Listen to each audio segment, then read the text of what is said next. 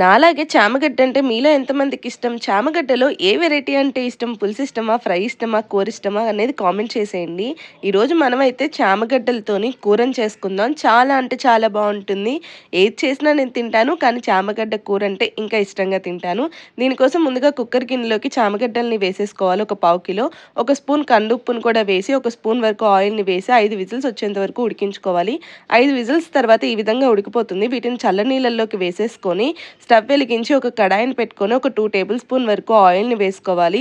ఇందులోకి ఒక స్పూన్ వరకు ఆవాలు, ఒక స్పూన్ జీలకర్ర, ఒక స్పూన్ మినపప్పును వేసి దోరగా వేపుకోవాలి. ఇవి దోరగా వేగిన తర్వాత ఉల్లిపాయలు, పచ్చిమిరపకాయల్ని కూడా వేసేసుకొని బాగా ఫ్రై చేసుకోవాలి. ఇవి కాస్త ఫ్రై అయిన తర్వాత ఇందులోకి చిటికెడు పసుపుని, ఉప్పుని వేసి మరొక 2 నిమిషాలు ఫ్రై చేసుకోవాలి. 2 నిమిషాల తర్వాత చామగడ్డలు ఉడకపెట్టుకొని తొక్కు తీసుకున్నవి ఏవైతే ఉన్నాయో వాటన్నిటిని కూడా వేసేసి కాస్త ఆయిల్‌ని వేసి ఒక నిమిషం మగ్గనివ్వాలి.